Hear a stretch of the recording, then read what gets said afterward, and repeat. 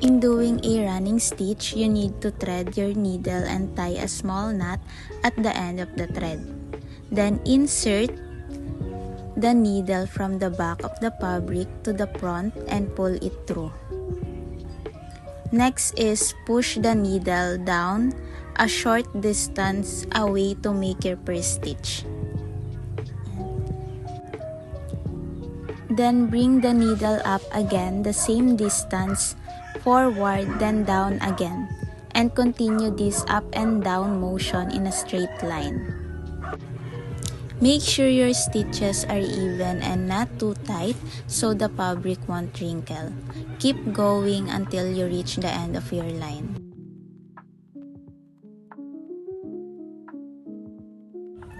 When you reach the end, tie a small knot at the back of the fabric to secure your thread, then cut off the excess. That's how you make a simple running stitch, neat, easy, and useful for basic sewing projects. For the back stitch, insert the needle from the back of the fabric to the front and pull it all the way through. Then make one small stitch forward.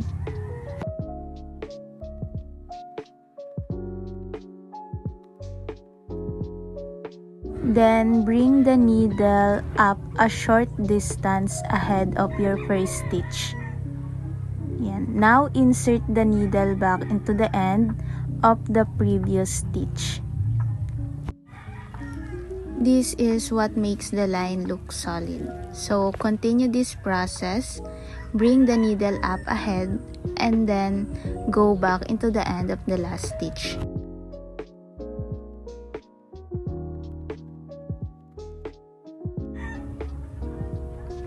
Keep your stitches even and not too tight. When you reach the end, tie a small knot at the back to secure the thread and cut off the extra.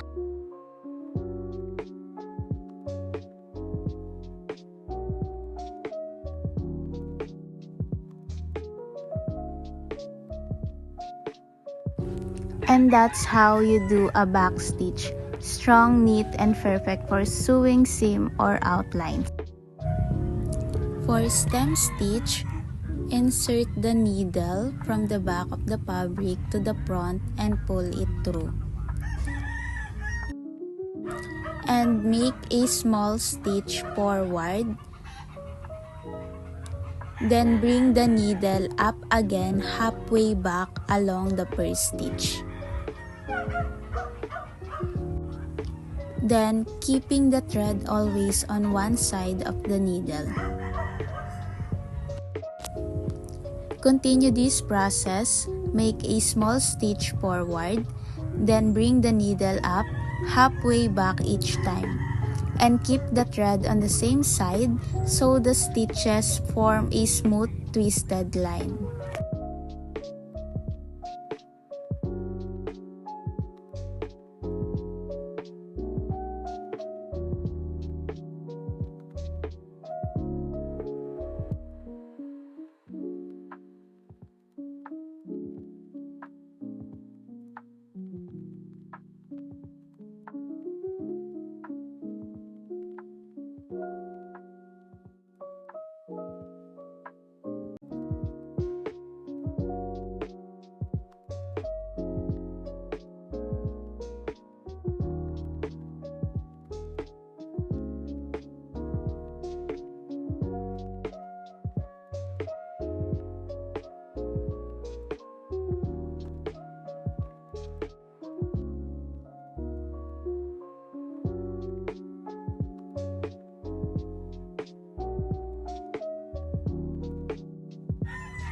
When you reach the end, tie a small knot at the back to secure your thread and cut off the extra.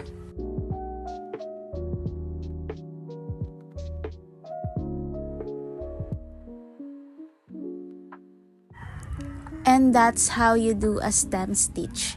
Perfect for outlines, curves, and decorative designs.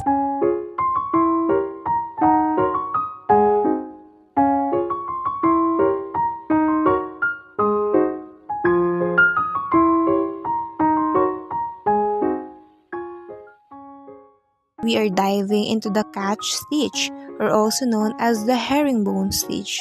This stitch is excellent for hemming, holding facings in place, or even creating decorative borders. In this tutorial, you will need a fabric with a hem folded up, a needle, and a thread. Much better if it matches the fabric. Just like those previous stitches, first thing that we need to do is to thread your needle and knot the end. Next is hide the knot inside the folded hem by bringing the needle out through the hem's edge. Now, take a small stitch in the main fabric directly above from where your thread came out.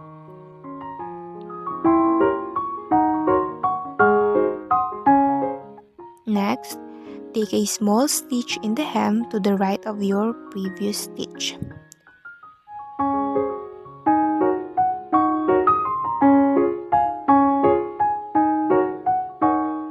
Continue alternating stitches between the main fabric and the hem, creating a zigzag pattern. You have to keep the stitches loose and even. Each stitch should catch a small amount of fabric. That's why its name is catch stitch.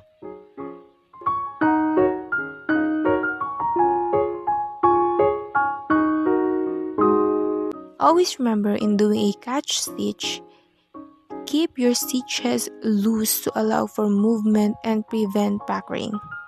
Try to make your stitches evenly spaced for a neat finish.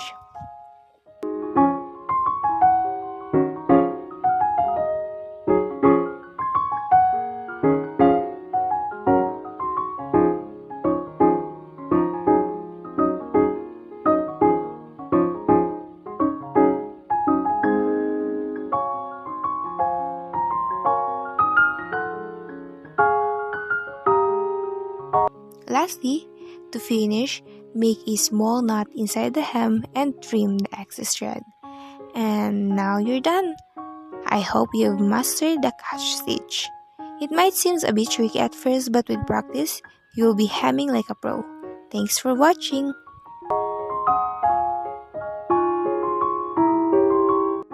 Next that we are going to master is the blanket stitch, or also known as the buttonhole stitch. It is fantastic for creating a decorative edge on blankets or anything you want to give a handcrafted look. In this tutorial, you will be needing a fabric, a needle, and a thread. You can use embroidery floss because it works well for a bolder look. Let's get started.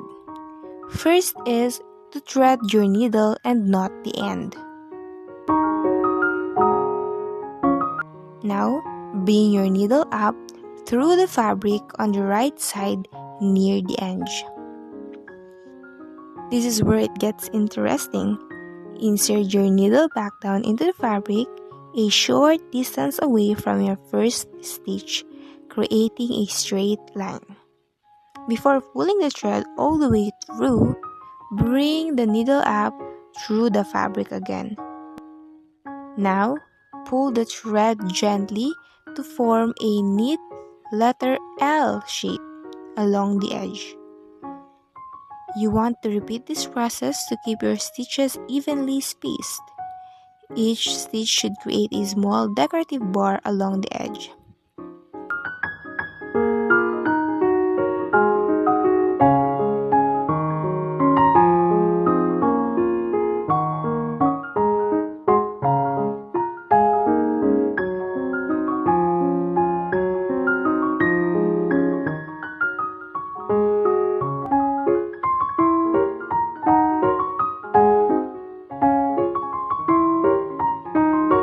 Just like what we did earlier, in finishing a stitch, we have to make a small knot on the back side of the fabric close to your last stitch, and then trim the excess thread.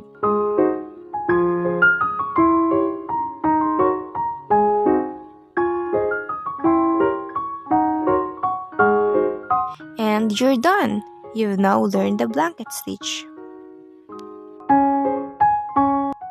Hey everyone and welcome. Today we are going to learn the whip stitch. It is a super simple stitch, perfect for finishing edges, joining fabrics, or even adding a decorative touch. Now let's get started. For this tutorial, you will need a scrap of fabric you want to join or finish, and a needle, and a thread that matches or contrasts your fabric. First thing that you need to do is to thread your needle and tie a knot at the end of your thread. Now, bring your needle up through both layers of fabric, close to the edge. To start, bring your needle over the edge of the fabric and back up through both layers right next to where you started. Pull the thread gently to create a loop around the edge. Continue this process, keeping your stitches evenly spaced. Each stitch should wrap around the edge like a little whip. See how easy that is? Over the edge, up through both layers, pull gently. Keep going until you reach the end.